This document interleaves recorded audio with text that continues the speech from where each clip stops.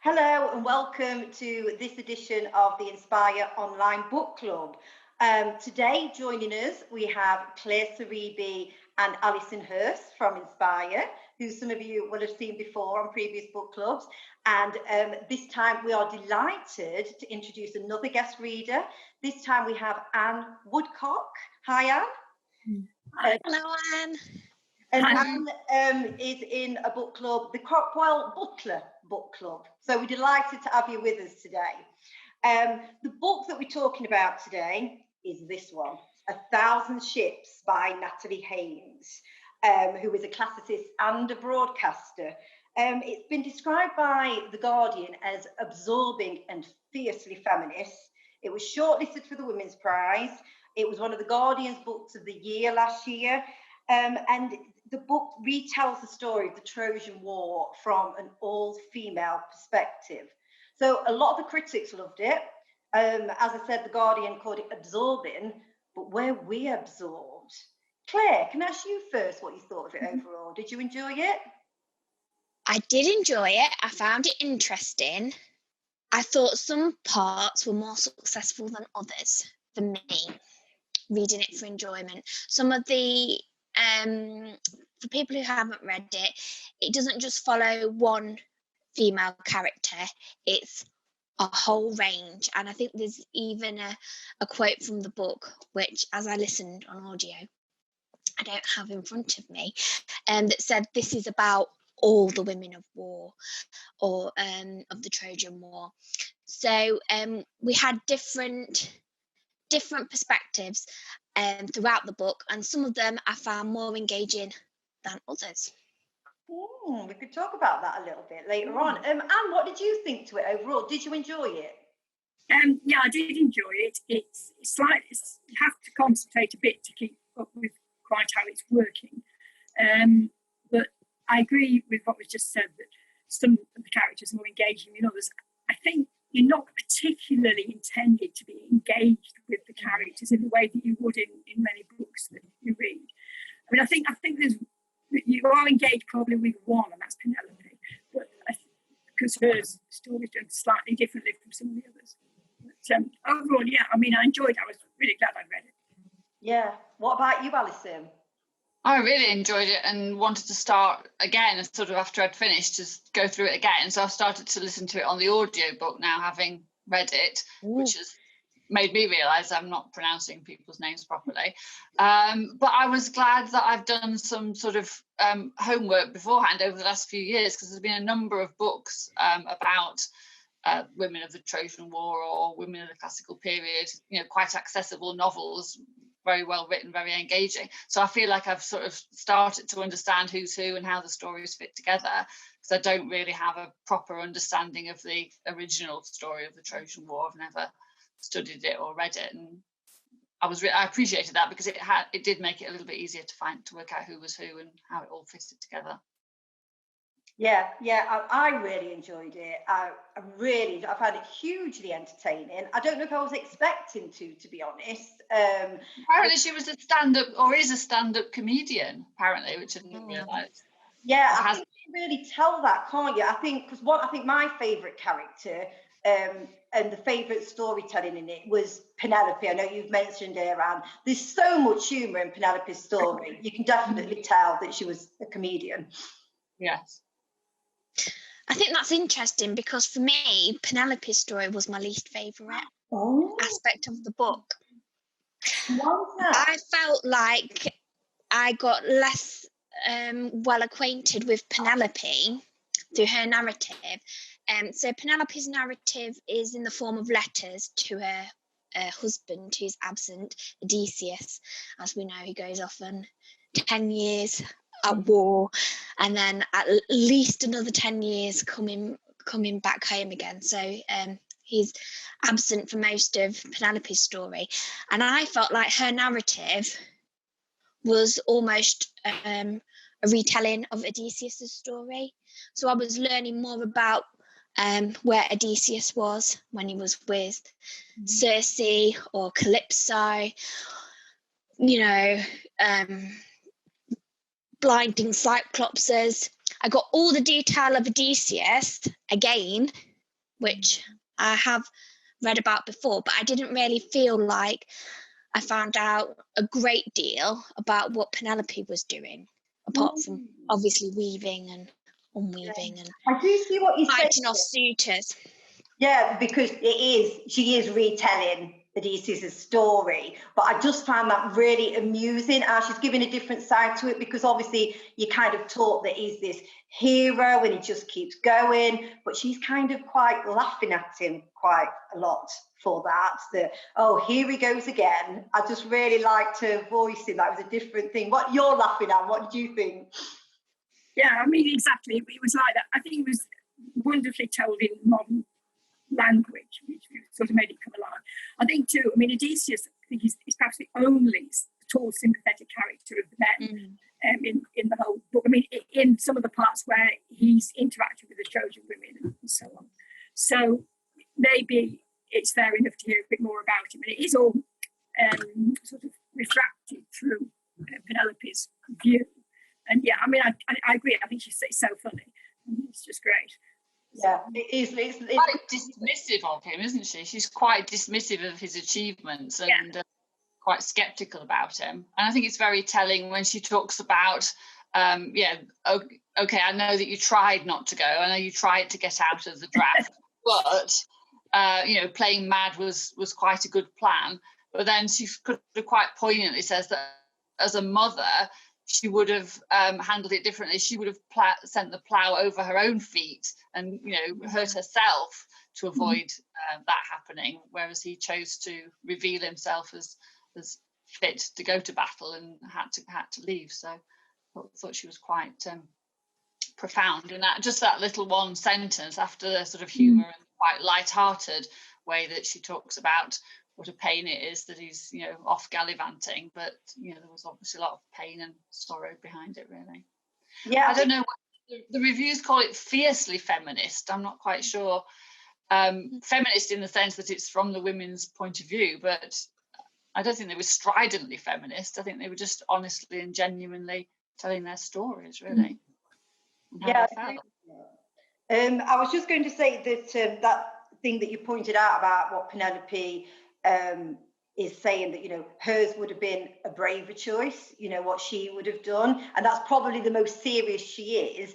But that theme of what is heroic and about the true cost of war, that does go through a lot of the women's stories.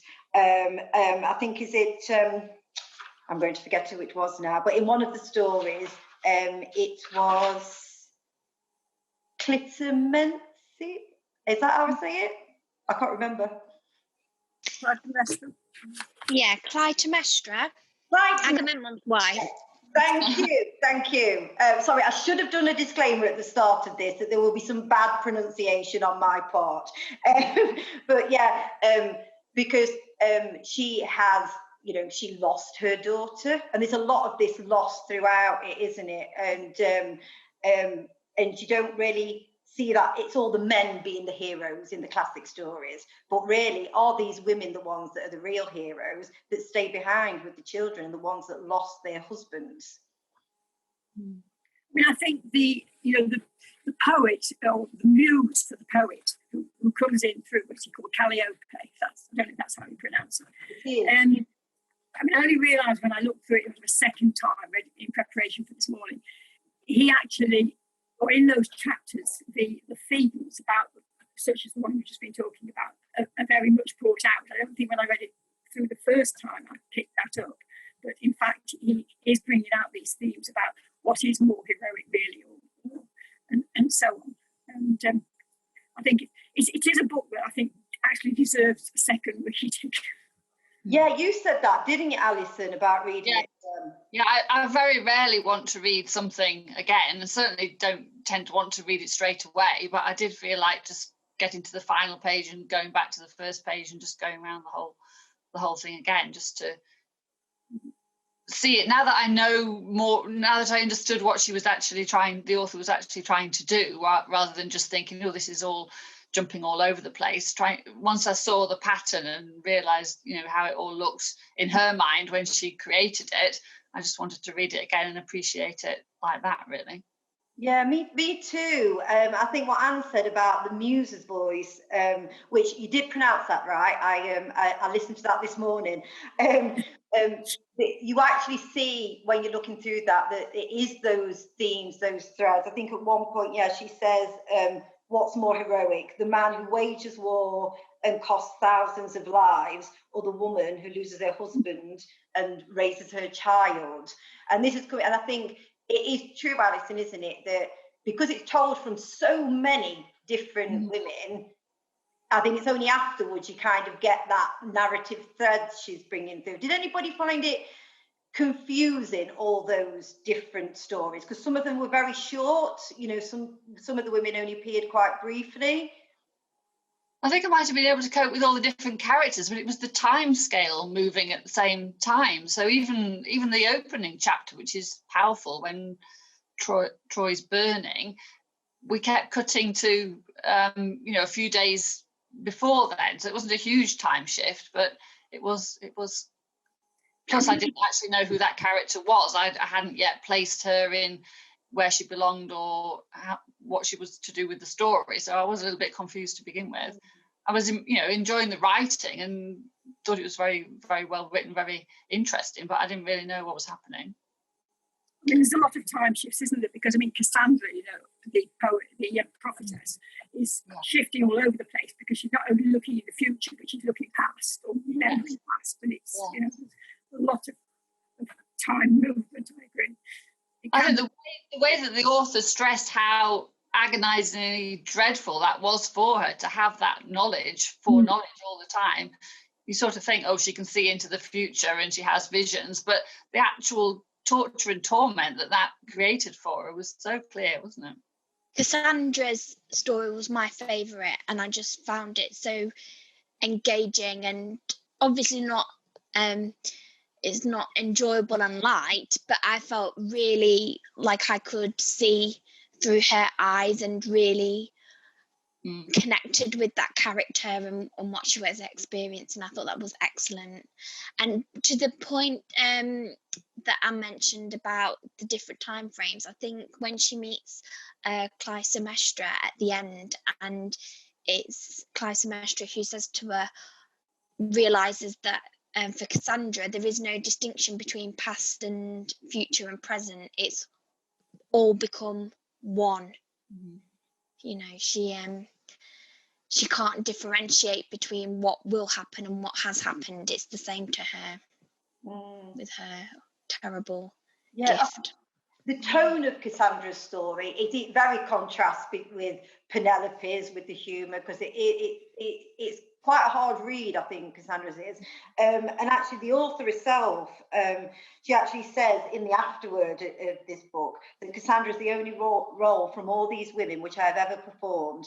And although her story was sometimes hard to tell, I have missed her the most since I finished writing.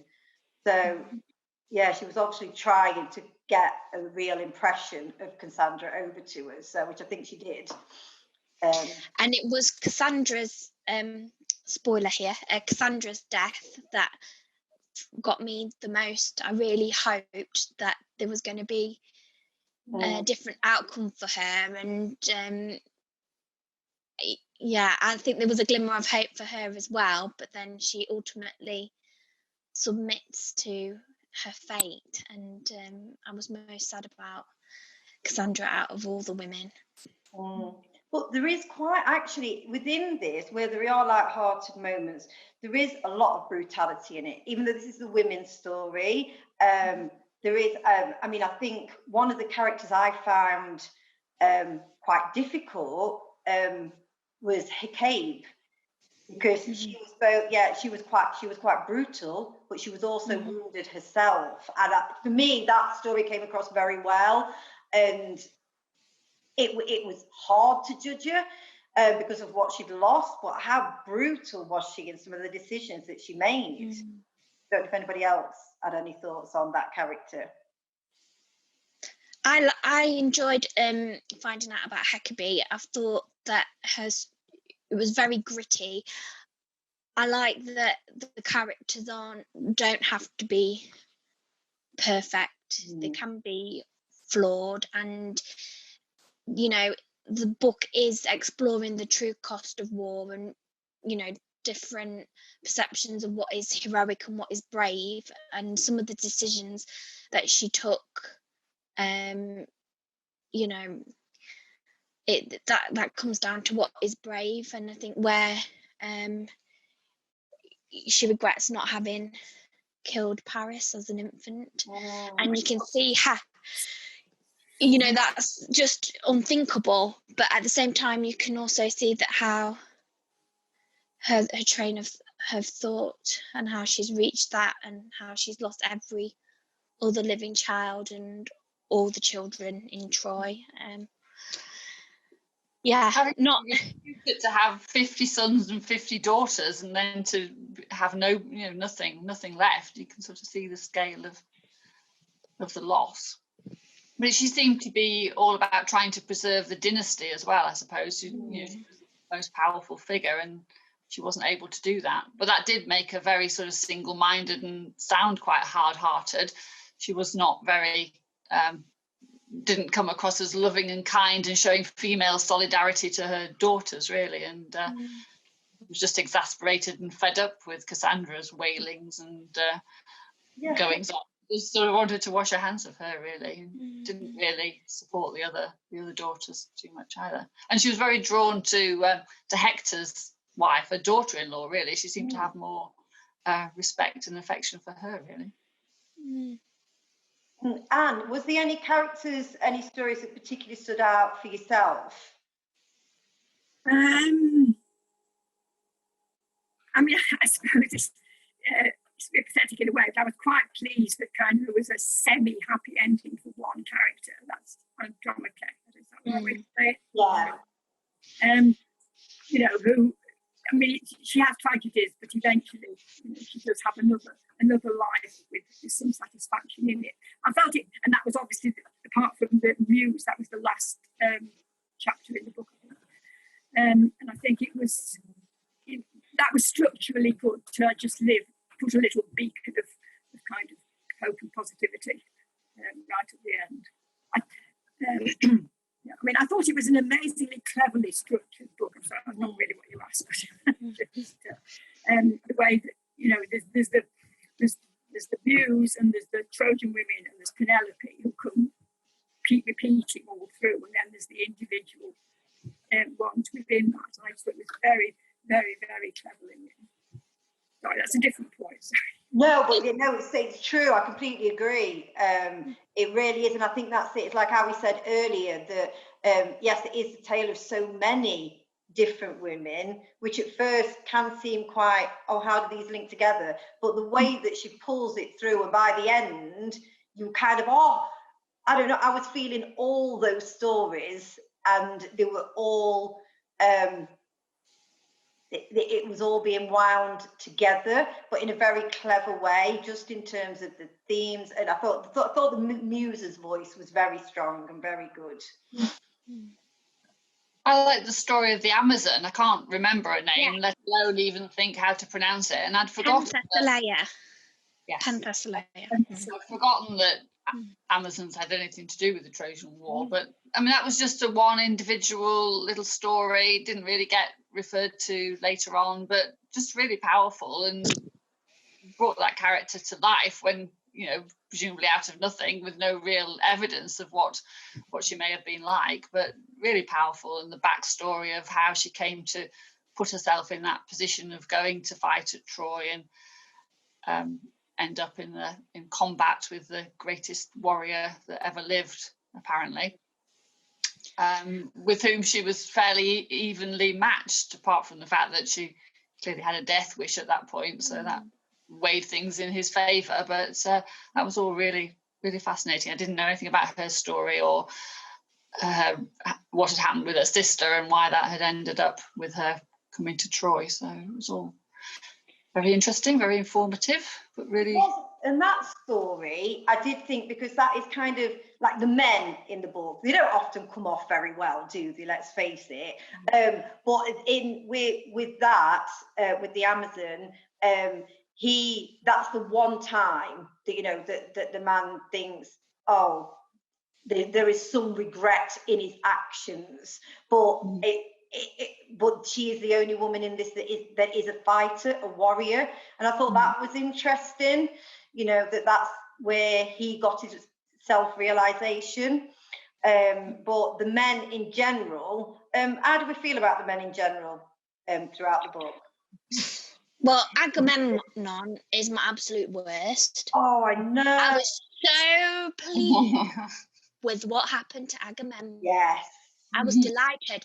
When he was caught in that robe, and it was that, and the sleeves were sewn up, and then she whipped him round with a cord and plopped him over.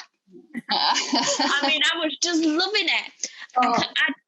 I mean, I shouldn't really say, I mean, I shouldn't be so happy about it, should I really? Such awful things. But, I mean, he deserved it. If anyone deserved that, it was him, to have been in that bath, get out, put his robe on, and get trussed up like a pig in a blanket.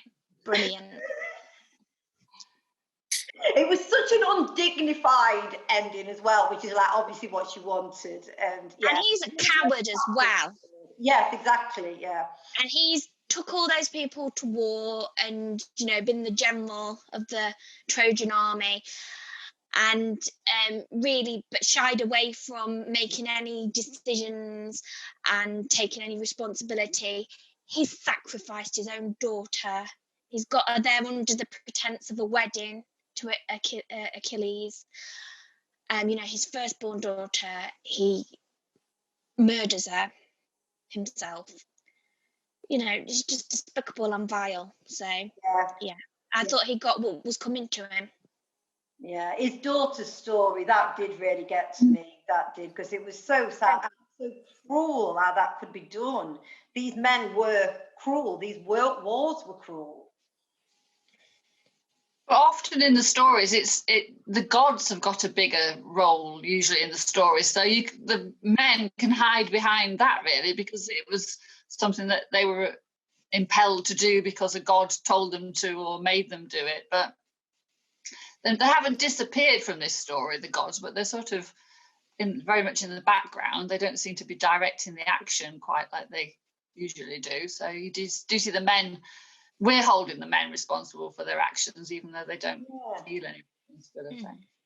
Yeah, I think that's a really good point, because I was thinking about the gods, because they have less of a role, and also the way that she draws the gods, they almost seem very childish in this, don't they? The gods, they're just playful, childish, and I thought that was interesting. Like you say, it does put more of the responsibility back on the men. Did you think it was successful how she portrayed the gods? Did you enjoy that?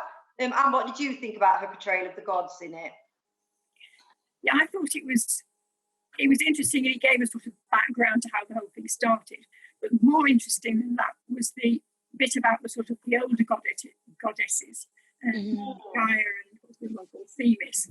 And I thought there was you could sort of have resonance with our environmental issues nowadays about the population, and she couldn't stand up the weight of the burden of the population anymore when it was destroying the earth, kind of thing. It resonated me slightly with modern issues and what we do to the planet. But that's taking it a bit far. Yeah, no, that did stand out to me, actually. I'd almost forgot that bit. I really need to go and reread this book, I think, now. That's it, because there's just so much in it. But it does, isn't it, the old gods, they are feeling that weight of how many humans there are, and how burdensome that is. And that was interesting. But in terms of, I'm trying to think, Athene, and who else have we got? Let me refresh my memory. Athene, Aphrodite, and Hera, the three girls, three female gods. I think they're just very self-indulged and vain, and not really got many redeeming qualities, and they just take the bait, don't they? Aphrodite does with the golden apple. She takes the bait. and there the war begins. And actually, talking about the war, what did we think of Helen? Because I think that she was a less. She can't decide whether to tell her story or not because she can't stand it, doesn't she? That's what she says. So we don't really find out any of her information or what she thought she was doing, running off to Troy with Paris or anything, do we really? No. She does. It's not a very sympathetic portrayal of Helen, is it at all? I thought it was surprising that we didn't get more of her voice or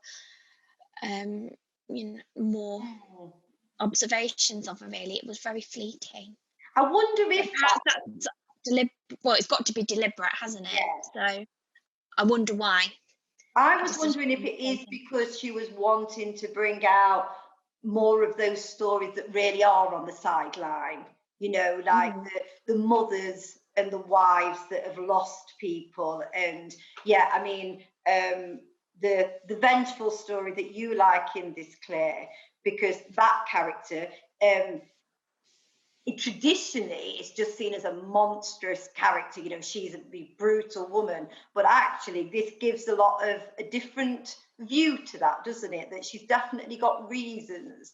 So I think maybe the author is dismissing Helen because she's had her say in some other things, and let's bring out those other characters. I don't know. Anybody else think the same?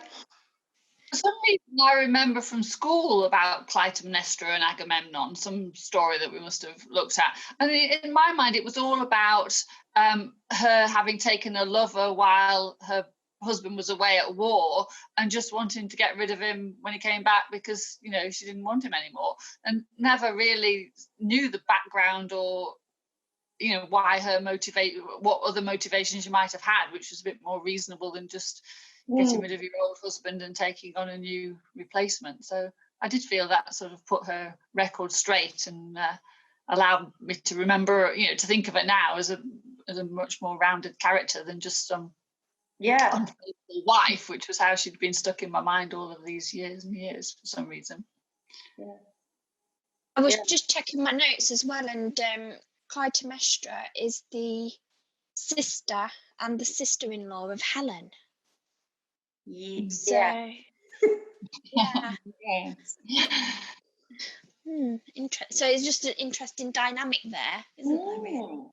There is a lot. You could definitely, we keep saying it, you could reread this and you could, go back and look at the classics. I'd be interested to do that, to go back and revisit the classics now, wouldn't you? To then... Yeah, definitely. One of our colleagues, Anne, she's actually very well versed in the classics, and so I was discussing the book with her, and she was saying, "Oh, and do they have this story in, and what's the perspective on this character?" Because she hasn't actually read this novel, so it was very interesting to discuss it from the perspective of how the characters have been written about in the Iliad or the Odyssey and the plays of the time. So, and that was my first instinct when I'd finished reading, was to get on the internet and to look up some of the different myths and see the different outcomes that different playwrights and different poets had they put their own twists on it. So I'd definitely like to read more. Yeah. I think it's unfortunate that my interest in it has coincided with my complete inability to remember anybody's name now. So it just makes it so difficult. And I've tried with Stephen Fry's Mythos book, tried to understand the gods and the family tree and how they all relate to each other. And I just can't take it in. There's just too many people with names that I can't pronounce, and I just can't get through it. So I've left it too late. I should have been doing it before. It does help listening to the audio book, so otherwise I don't think I'd have stood a chance with the names. And two, as I've said earlier, I've printed off the list of the characters, and that really does help you to gain a good oversight on them. I mean, it's become a bit of a thing, hasn't it? You know, this isn't the first retelling, is it? We had Circe a couple of years ago now, and Pat Bart's Silence of the Girls. Now, I haven't read those because I hadn't thought that I would be interested. But actually, now having read that, I've read 1,000 Ships. I want to go and have a look at them. Has anybody else read other retellings?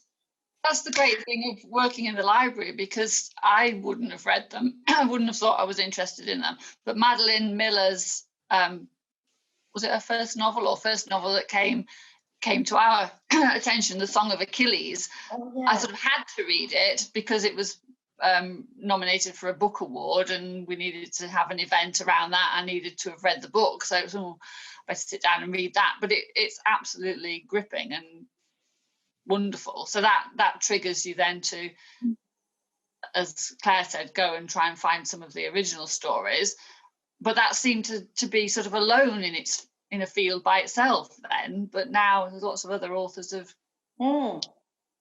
I also wanted to mention Song of Achilles, and I read that when it first came out, which must have been about 10 years ago, and I was blown away by that book. I thought it was wonderful, and it focuses on the story of Achilles and his relationship with Patroclus and Briareus, who features in this book too, and it is a much more sympathetic portrayal of Achilles and the relationship between those three characters. And I just found it profoundly moving, and it like I say, it was 10 years ago, but it stayed with me. I just loved that book. And I think the background of the Trojan War from reading that novel definitely helped with reading this, and it was interesting to see different perspectives on those same characters. And I would be very interested to, well, it is on my to read list, is Circe by the same author, Madeline Miller, and the Silence of the Girls. And I believe the Silence of the Girls is a lot more graphic in the depictions of the war. Apparently so. I haven't read any, but actually, it's piqued my interest, definitely. And is this the type of book that you would normally have read? Probably not. No. I think it's, as is often in book clubs, you read books that you wouldn't normally just pick up to read. I don't think I would have read it.